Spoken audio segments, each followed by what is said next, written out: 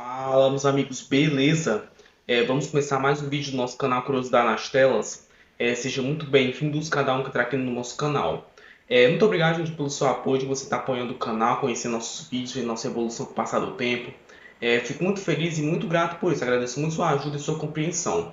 Para aquele inscrito top que está sempre acompanhando nossos vídeos e nossa evolução com o passar do tempo, dá nosso like, já arrebenta no like no nosso vídeo de hoje, porque vai ajudar muito o canal, como também eu vou ver que vocês estão gostando do nosso conteúdo e vai ajudar muito o meu trabalho. E eu vou agradecer muito sua ajuda, muito mesmo, gente. E também para quem é novo no canal, que está entrando agora, se inscreva no canal, gente, ativa o sininho para não perder nenhum vídeo. Porque se inscrevendo no canal e ativando o sininho, vocês vão perder os novos vídeos que eu vi por aí, como também vai ajudar muito o canal e vai ajudar muito mesmo, gente. Eu vou agradecer muito sua ajuda. Como também, para quem está postando nossos vídeos, compartilhe, gente, seus amigos familiares, se você gosta de cinema, nosso conteúdo, que vocês compartilhem, a gente vai ajudar muito mesmo. Vou agradecer muito sua ajuda. E o grande coisa, um dos seus melhores na crítica para vir por aí. Enfim, gente, continuando esse canal, vou fazer uma análise, uma crítica hoje, um dos filmes mais interessantes que eu assisti recentemente, o que reassisti-lo, que é o filme Velozes e Furiosos Desafio em Tóquio, lançado em 2006 pelo diretor Justin Lin, que dirigiu os outros filmes depois dele. E já que vai lançar Velozes e Furiosos 10 esse ano, vou assistir alguns filmes para trazer aqui no canal para a gente analisar cada filme. Então assim, gente, chegam lá, vamos com o nosso vídeo, gente, após a vinheta.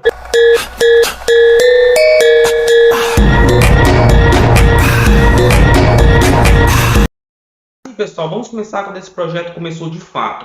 Para vocês terem uma ideia, quanto mais Velozes e mais Furiosos foi lançado em 2003, a Universal fez muito dinheiro. E a Universal viu que tinha um potencial muito grande para gerar mais sequências, tanto que em 2005 começou a produção do Velozes e Furiosos Desafio em Tóquio, que foi uns anos depois do lançamento do segundo filme. Daqui a gente vai conhecer com mais detalhes a produção desse filme incrível. O escritor Chris Morgan, fã da série, e os produtores tinham uma chamada aberta para escrever o terceiro filme. Morgan originalmente apresentou Domínio em Tóquio, aprendendo a derivar e resolvendo um assassinato. Ou seja, pessoal, quando o Velozes e Furiosos Desafio em Tóquio estava em produção, Chris Morgan, para quem não sabe, ele trabalha até hoje na franquia, ele tinha um plano de fazer uma história. E a história dele era mais ou menos assim, na versão dele, que o Dominic Toretto ia para Tóquio resolver um assassinato, como também ele iria aprender a fazer drifting. Essa história ela ficou muito sem contexto, porque no final do Velozes e Furiosos 1 ele foi para o México. Então assim, ia ficar muito sem contexto para a história, mas assim, de assassinato ia ser no Velozes e Furiosos 4, na sequência, para quem não entendeu esse contexto que o Chris Morgan queria trazer, mas eles descartaram por enquanto o Dominic Toretto na história, eles iam criar uma nova história. Então vamos continuar com a produção. Neil H. Moritz, que havia produzido os dois filmes anteriores, começou a trabalhar o filme em 2005. Em 8 de junho de 2005, Moritz contratou Justin Lin para dirigir Velozes e Furiosos Desafio em Tóquio.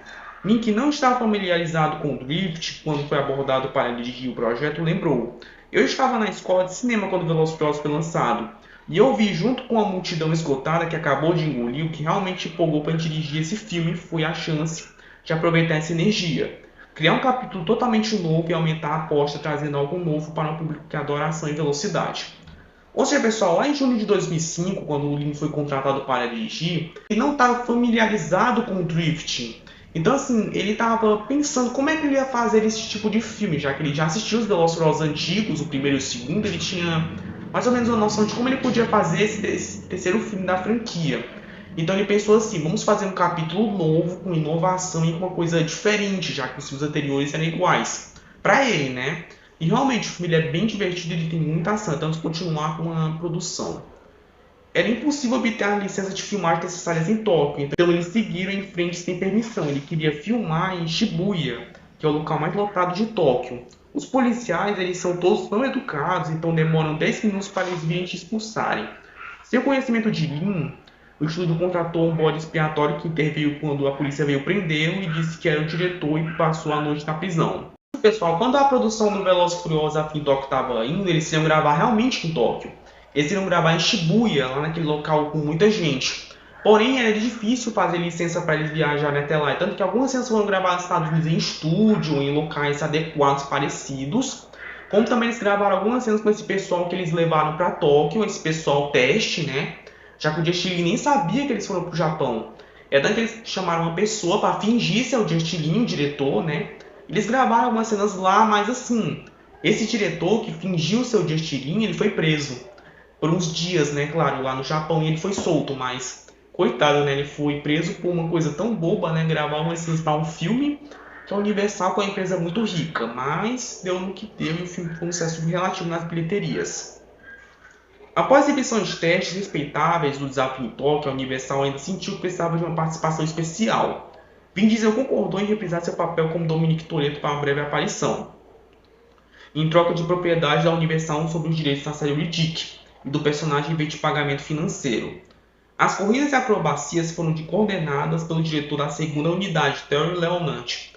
O filme usou quase 250 veículos, cortando 25 e destruindo mais de 80. Hoje, pessoal, lá quando eles estavam produzindo a edição teste, para quem não sabe, eles estavam produzindo uma série de pessoas limitadas em uma sala pequena, para fazer uma exibição teste, que eu já falei em alguns vídeos anteriores, que é uma sala secreta da Universal, né, e outras produtoras, para mostrar o filme antes de ele ser lançado no cinema. E nessa versão não tinha o Dominic Toretto nas cenas e algumas cenas foram cortadas, porque eles viram que tinha uma coisa faltando, uma participação especial de alguém principal da série original, que é o Dominic Toretto. Então assim, nessa versão não tinha, só que aí eles fizeram uma negociação com o Toretto sobre a série Riddick. O Vin Diesel ele queria a série Riddick para ele para fazer mais filmes. Então eles fizeram um acordo e deu certo. O Vin conseguiu os direitos da série Riddick e o Dominic Toretto apareceu nesse filme.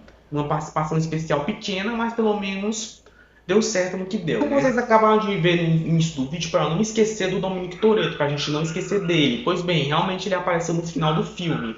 É uma participação rápida, mas é um gancho para sequências futuras, né? E realmente o filme ele teve essa participação. É daqui que os filmes, gente, ele teve 250 veículos, e dos quais 25 foi cortados, os 25 carros, né, que foram guardados para fazer exibições, e os 80 carros foram destruídos. Sim, 80 carros foram muito destruídos na produção do filme, sem dó e sem piedade. Então, assim, é muito carro destruído, né, gente? É incrível. Tokyo Drift arrecadou mais de 23 milhões em seu fim de semana de estreia, ficando atrás de terceiro lugar em Carros, 2006, da Disney, e Nacho Libre. O filme em si teve um lançamento limitado no Japão, lançado sob o nome de Wild Speed 3. De acordo com a pesquisa do fim de semana de abertura da Universal, o público é 58% masculino e 60% com menos de 25 anos de idade. Pessoal, quando vocês acabaram de entender, o Velozes e Furiosos Desafio em Tóquio ele teve uma bilheteria muito razoável no seu primeiro fim de semana de estreia, que foi 23 milhões. Ele ficou abaixo de Carros 2006 e Nacho Libre. Então assim, lá no Japão ele foi lançado uma versão limitada chamada, um nome diferente, ele era chamado de Wild Speed 3, com nome diferente, mas é um Velozes e Furiosos, mas lá era com nome diferente, que eu acabou repetindo novamente, Wild Speed 3. É tanto que o filme, gente, a maioria era 58% masculino e 60% com menos de 25 anos lá nas atrações da Universal. E realmente a Universal via que era mais adolescente e homens que assistiam Velozes e Furiosos. É tanto que eles viam que tinha que atrair mais público. É tanto que a gente vai falar no final do vídeo, na crítica sobre essa questão das idades, que é muito interessante. É até que o Rotten Tomatoes ele avaliou, que é um site de crítica especializada, de 38% no tomatômetro e 69% de pontuação pública. 38% é muito baixo, é tanto que em comparação com mais Velozes mais Furiosos 2003, que é o anterior, com o Brian, por exemplo, ele teve 36% no tomatômetro e 50% de pontuação pública. Ela é muito mais baixo, né? Porque a franquia Velozes e Furiosos não tinha muito na crítica, era mais para os fãs. E realmente o Desafio em Tóquio, na questão de fãs, aumentou, mas a crítica não estava muito ainda. Olha o que os críticos disseram. Sequência de direção de arregalar os olhos, juntamente com a história mole e performance planas, fazem deste Drift uma continuação decepcionante dos capítulos anteriores de Velozes e Furiosos. Ou seja, o que os críticos quiseram dizer com isso? Que esse filme ele é o mais fraco da franquia em questão de performance de atores e de carisma, porque eles têm ação legal, tem carros incríveis, tem cenas de drift de arregalar os olhos, né, como a crítica fala, mas não teve performance nos atores, é isso que faltou para eles. Realmente o filme tem uma performance bem fraca. Mas para analisar com nossa crítica hoje, é tanto que a gente vai conhecer a história do Sean pela primeira vez na série Velozes e Furiosos, fazendo drifts em Tóquio, em Velozes e Furiosos Desafio em Tóquio. Velozes e Furiosos Desafio em Tóquio. Velozes e Furiosos Desafio em Tóquio, a história é mais ou menos assim. Sean Boswell é um piloto de rua que desafia o seu rival e bate o carro em fim de corrida. Então Sean decide se mudar para o Japão em companhia de seu pai para evitar a prisão nos Estados Unidos, já que os rachas não são nada populares com as autoridades. Em Tóquio ele começa a aprender um excitante e perigoso estilo novo de competir nas ruas. Só que os riscos ficam ainda mais altos quando Sean decide competir com um campeão local e acaba se apaixonando pela namorada dele. Ou seja, a história de Velozes e Furiosos After Tokyo é mais ou menos assim, que a gente vai conhecer o Sean Boswell, que é interpretado pelo Lucas Black. Ele é um adolescente e ele faz um racha lá nos Estados Unidos e ele acaba perdendo seu carro com as autoridades. É tanto que na história ele se muda para o Japão para poder evitar uma prisão e ele fica com seu pai, só que ele conhece a arte do drifting. Só que o problema é que ele acaba se apaixonando pela namorada do vilão, que é o DK, que é o Takashi, né? Que tem seu 350Z. É uma história bem interessante, ela é bem de ação, com uma coisa diferente que a franquia não estava acostumada ainda, que os fãs também não. É tanto que vamos conhecer algumas cenas legais. Eu gosto muito desse filme, por exemplo, a cena inicial, que é muito boa, que tem uma provocação, inclusive. Essa fera tem 500 HP e um sistema de escapamento Borla. Vai de 0 a 100 km em 4.3 segundos. É isso aí. Uau! Ele leu o manual.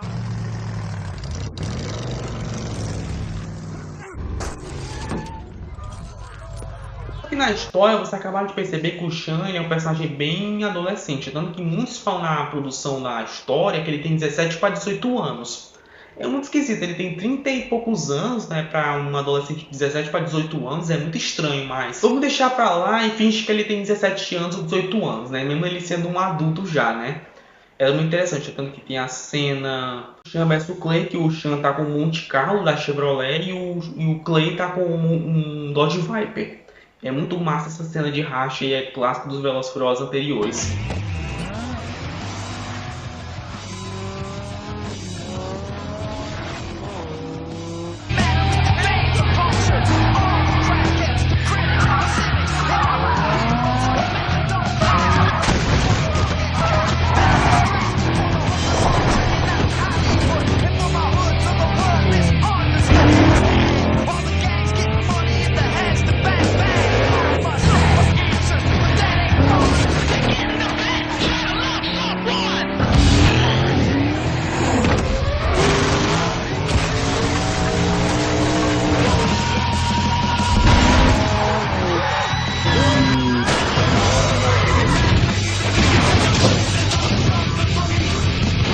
Vai para Tóquio morar com seu pai.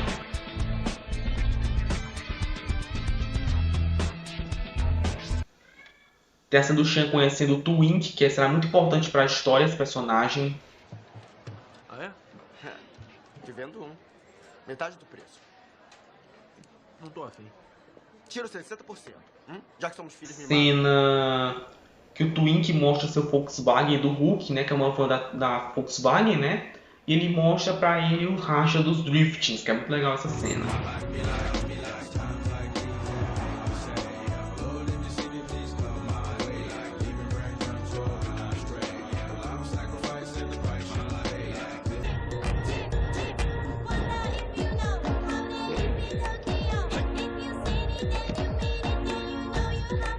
Cena que o Sean conhece o vilão do filme, que é o TK, ou Takashi, como vocês preferirem. Sabe quem eu sou, garoto? Sei. Você é o Justin Timberlake do Japão. Boa sorte, Timberlake.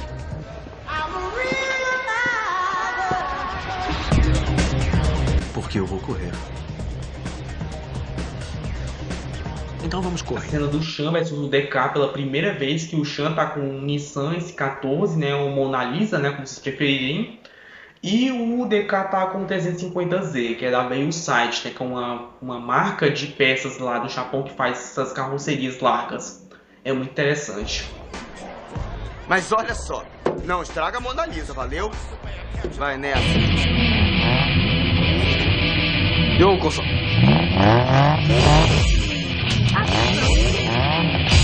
Preparar? Já!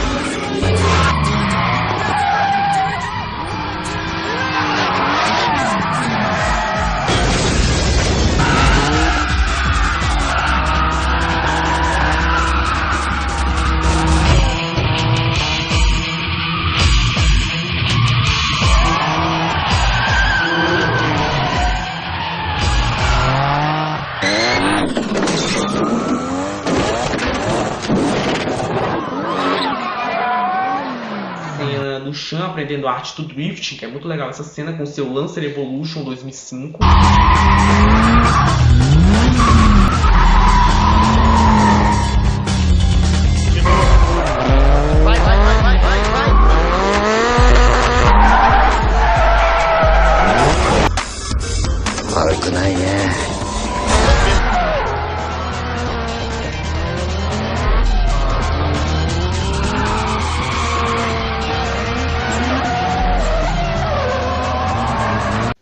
Vocês acabaram de ver que os drifts eles são muito realistas, tanto que é realista assim.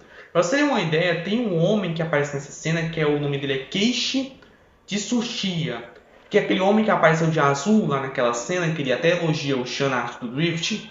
Pois bem, ele na verdade ele é um piloto de drift na vida real, ele é o verdadeiro DK.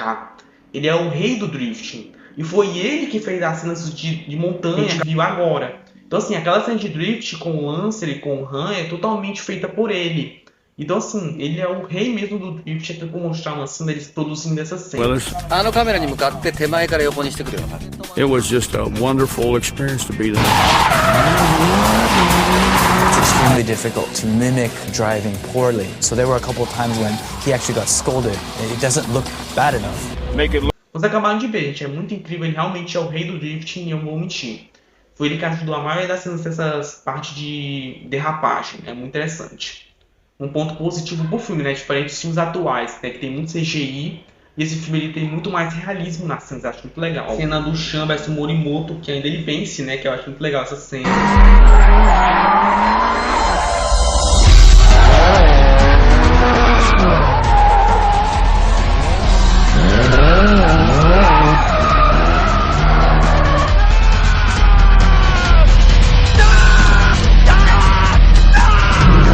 Do Han fazendo drift com o seu Mazda RX-7 veio site, né, com drift com as mulheres dentro de um Skyline, acho muito legal ele fazendo drift com um RX-7, ele faz tipo um zerinho, acho muito legal essa cena.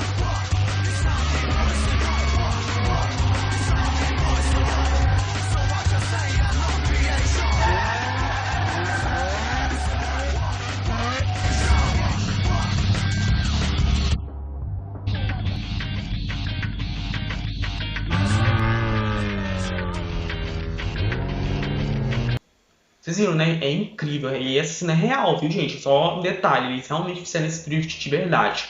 Eu acho muito interessante. Tem a cena do Han mostrando sua oficina.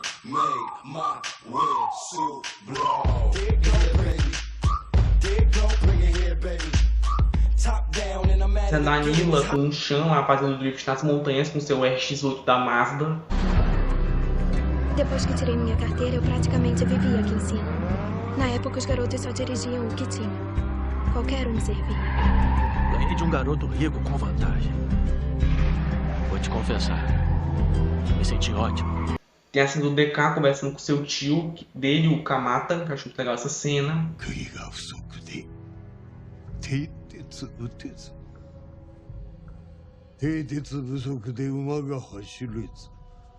Tem a cena que o DK persegue Sean e o Han e a Nila em Tóquio, que eu acho muito legal. Inclusive ele morre, entre aspas, né?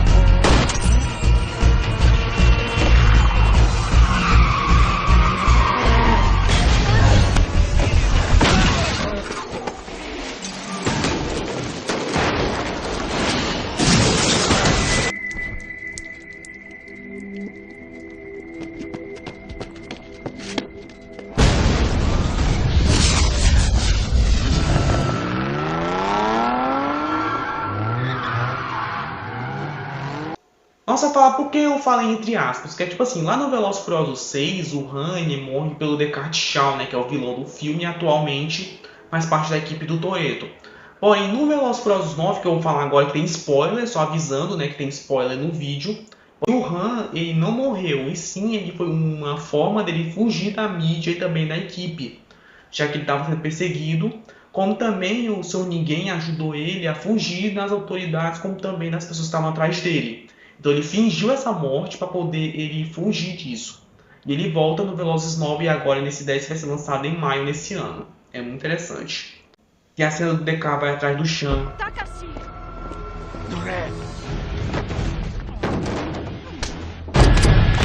Não faria isso se fosse você.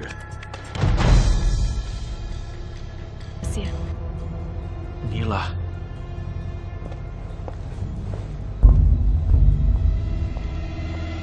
A gente se vê quando seu papai não estiver perto.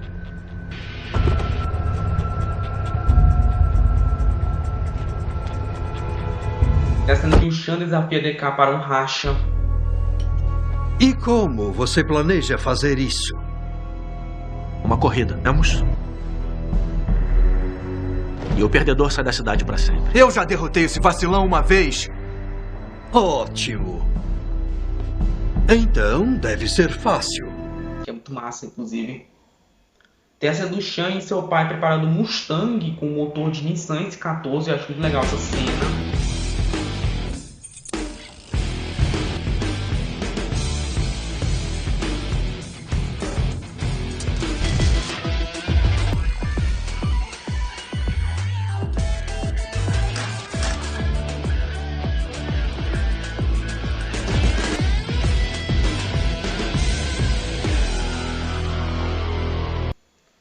Vocês acabaram de perceber, gente, que tem esse carro, ele é um Mustang 1967 Fastback. E ele tem motor de Nissan mesmo, tanto que eu vou mostrar pra vocês um vídeo de 2006 na produção, ainda eles estavam testando os carros. Esse Mustang, ele tem um motor de Nissan dentro do capô, tanto que eu vou mostrar pra vocês eles testando. To a single turbo system, the Nissan engine makes approximately 370 horsepower. And, along with its accompanying 5-speed manual transmission, it propelled this pony to 60 miles per hour in 5.4 seconds and through the quarter mile in 13.4 seconds at 109.8 miles per hour. There's something disconcerting about driving an old Mustang whose transmission takes a light touch and whose engine produces peak power at a screaming 7,300 RPM. Você vê, né, gente, esse Mustang é incrível e ele é mais bonito do filme, é a marca do filme, né? É muito interessante. Tem a cena final que é o Sean vs DK, que é Mustang Fastback 1967 versus o DK com seu 350Z da Nissan.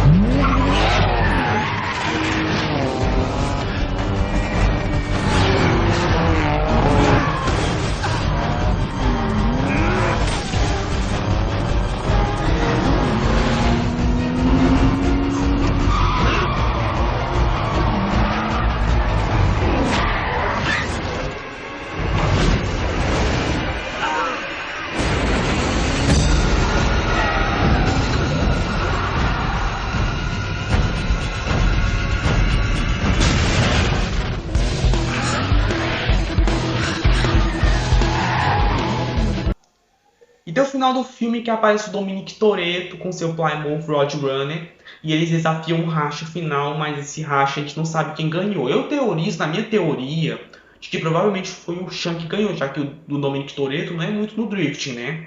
Ele é mais nos muscles americanos, carros americanos não são feitos para drift, né?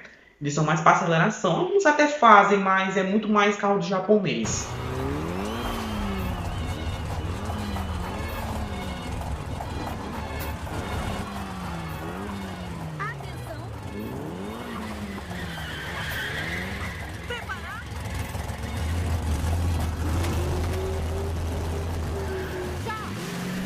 E pessoal, Velozes e Furiosos em Tóquio foi um sucesso muito baixo das bilheterias. Por incrível que pareça, ele arrecadou 159 milhões de dólares de bilheteria. Foi menor que o mais Velozes e Mais Furiosos. Ele arrecadou 276,4 milhões. O segundo filme, esse aqui arrecadou menos.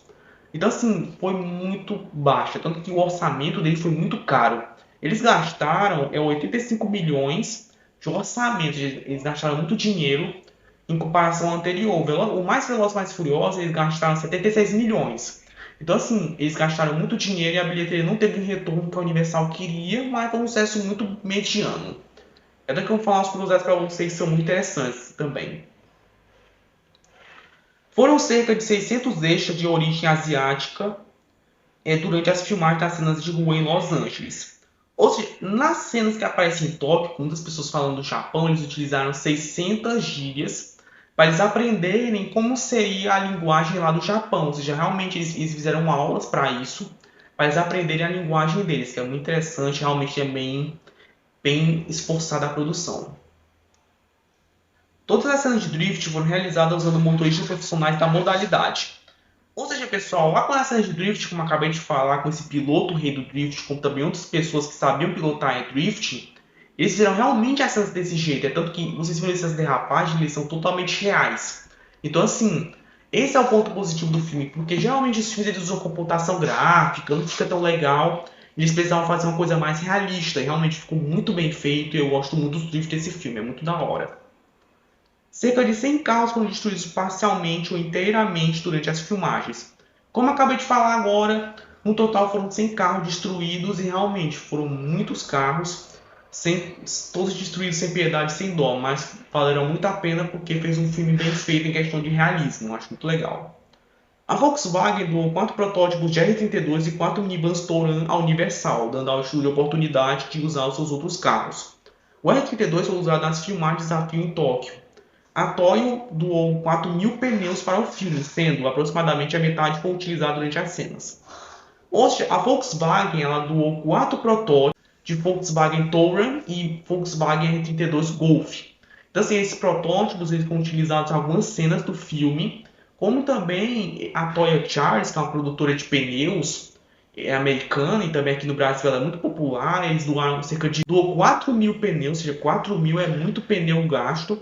Só que eles não utilizaram todos, eles utilizaram só a metade. O resto foi devolvido à Toyo e a metade foi utilizada nas gravações. É interessante ver como a Toyo e a Volkswagen, entre outros produtores de carros, estavam muito interessados em participar da produção de Velozes e Furiosos, já que nos anteriores eles já participaram, a NOS, a Nissan e outras produtoras. Até hoje, né? Até hoje as marcas fazem patrocínio com a Universal para aparecer em Velozes e Furiosos, já que é uma franquia muito multimilionária da Universal Pictures, é muito interessante.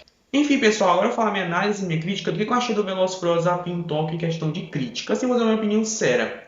Eu sou fã da franquia Velozes e Furiosos, eu gosto muito dessa pegada de drift realista com cena de ação.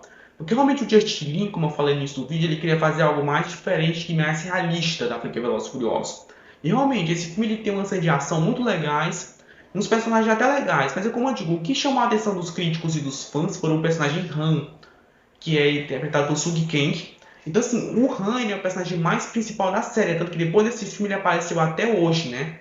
E pra quem não sabe, esse filme ele se passa depois do 6, porque na ordem cronológica ele é depois do 6 pro 7, ele é assim, né? Porque na ordem de lançamento, o próximo filme é Velozes e Furiosos 4. Então, assim, é muito interessante ver como na ordem cronológica, na época, lá nos anos 2000, foi muito bagunçada, porque, como eu falei, esse filme ele é depois. Então, assim, para os fãs ficou muito sem entender. Porque, tipo assim, no filme anterior ele morreu e nesse outro ele tá vivo. Ficou muito sem lógica pra época, mas pra hoje ficou bem encaixado na questão da história. É tanto que o Sean é um personagem até legal, eu gostei dele, assim. Mesmo ele não sendo um Toretto da vida, mas ele é muito interessante. Ele podia participar, assim, da equipe, né, original. Já que na época, quando eles estavam gravando, eles fizeram um trabalho até legal. As cenas de ação são muito boas, as cenas de câmera são muito interessantes em questão de ângulos e cenas de drift. É tanto que esse filme, gente, ele foi lançado no mesmo ano de um jogo que eu gosto, que é o Need for Speed Carbon. Ou seja, o Carbon ele foi inspirado nesse filme aí. Ou seja, eles foram lançados no mesmo ano. Porque a franquia Need for Speed, eles eram muito inspirados em Velozes e Furiosos na época. E realmente esse filme fez um sucesso muito baixo, mas ainda tem uma legião de fãs que ainda gostam desse filme, como no meu caso. Como eu já falei em alguns vídeos para quem é novo agora, que está entrando nesse vídeo agora, eu gosto muito de carros, eu sempre gostei de marca, de modelos, eu sempre gostei. E como eu sou fã da franquia Velozes e Furiosos, eu gosto desse filme, mas pelo olhar crítico, ele é muito ruim em alguns aspectos. Como se falar no Rotten Tomatoes, que é um site de crítica especializada, os personagens, realmente os personagens, eles não têm um carisma tão grande assim como eu pensava, porque eles estavam acostumados com o Brian e com o Toretto. Então assim, o Brian e o Toretto era a marca da franquia, eles tinham um carisma, já o Sean ele não tinha. Pra época, eles acharam esse personagem muito qualquer, como se fosse um personagem qualquer com estilo próprio. Eles não eram igual aos anteriores. porque não tinha um elenco principal. Esse foi o motivo do fracasso. Seus personagens principais não têm sucesso. É isso que eles pensavam. Mesmo tendo o Toretto no final do filme, mas não ajudou muito na bilheteria, né? E a crítica, claro. É daí que o próximo filme, gente, na ordem cronológica, o Velozes e Furiosos 7. Mas na ordem de lançamento, em questão de lançamento de filmes, é o Velozes e Furiosos 4. Que já fiz crítica, mas eu posso fazer uma versão melhor desse vídeo. Que o Velozes e Furiosos 4, a crítica foi subindo e até hoje a crítica subiu e a bilheteria também. E ainda tem uma região de fãs muito grande. O que eu vou falar agora é questão de idade. Porque, tipo assim, quando o Velozes e Furiosos 1 foi lançado em 2001 até 2006, a franquia Velozes e Furiosos era muito focada em carros. As pessoas não estavam gostando muito, porque, tipo assim, era um público-alvo. O que a Universal queria fazer a partir do Velozes e Furiosos 4 era fazer uma coisa para o público em geral. Porque, assim, senhor de idade não vai entender carro. Mulheres não entendem muito disso. Tem mulher que entende, mas é muito pouco. Aí tem homens que não gostam muito desse estilo. Então, assim, a Universal pensou assim: a partir do Velozes e Furiosos 4, vamos fazer uma coisa para o público em geral, uma ação com roubo de carro. Então, assim, foi isso que a partir do Velozes e Furiosos 5, né? Até hoje, o Velozes e Furiosos 5 até hoje, eles têm essa pegada de ação para o público em geral, para que todo mundo gosta. Realmente faz falta corrida na franquia Velozes e Furiosos? Faz. Mas é como eu digo, eles botam corrida para não ter, né? Para dizer que não tem.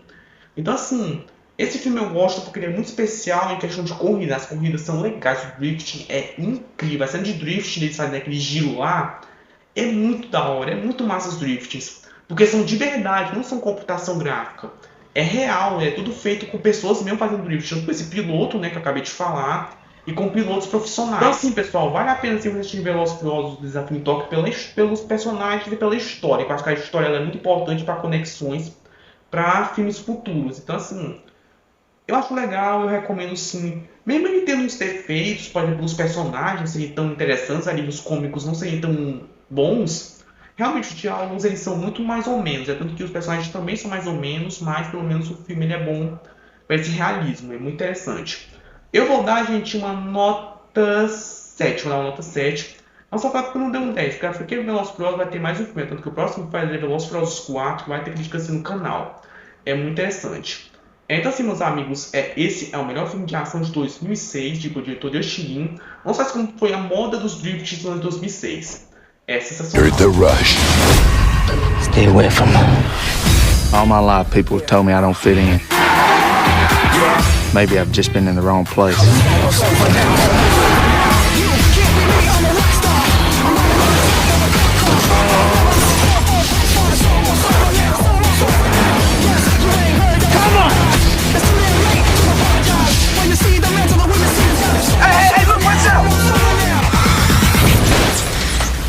Almost over now. Life's simple. Make choices. Don't look back. The Fast and the Furious Tokyo Drift. Think that you don't have to ever quit. Keep going and taking the more, since it's almost over now. Almost over now. Enfim, pessoal, espero que vocês tenham gostado do nosso vídeo de hoje. Dá nosso like, aperta no like no nosso vídeo de hoje. Porque eu vou ver que você está gostando do nosso conteúdo, como também vai ajudar muito o canal. Então, vou agradecer muito a sua ajuda, eu vou ficar muito feliz por isso. Então, também para quem é novo, que está entrando agora, que está acompanhando a nossa evolução, se inscreva no canal e ative o sininho para não perder nenhum vídeo. Que se inscrevendo no canal e ativando o sininho, vocês vão perder os novos vídeos, como também vai ajudar muito o canal. E também para quem está gostando do nosso vídeo e que ter ficado até aqui, compartilhe, gente, com seus amigos e familiares, pessoas que gostam de cinema, do nosso conteúdo. Eu tenho mais que compartilharem melhor, porque vai ajudar muito o canal, gente, muito mesmo, gente. Eu vou agradecer muito a sua ajuda, porque eu creio uma coisa, gente, muitos melhores saem crítica do YouTube, muita novidade bacana vai vir por aí. E eu creio que vou realizar meu sonho de ser YouTube, eu creio que vou ter coisas novas no canal, como também eu creio que vai dar tudo certo. E eu creio que se meu sonho vai se tornar realidade, sim, eu creio que vamos ter 1000 inscritos ou mais, sim. Vamos pensar positivo, porque eu creio que vai dar tudo certo. Então, assim, meus amigos, muito obrigado pelo apoio de vocês, muito obrigado por ter ficado até aqui e muito obrigado pela compreensão de vocês, gente. Valeu, um abraço e até a próxima para todos vocês. Falou!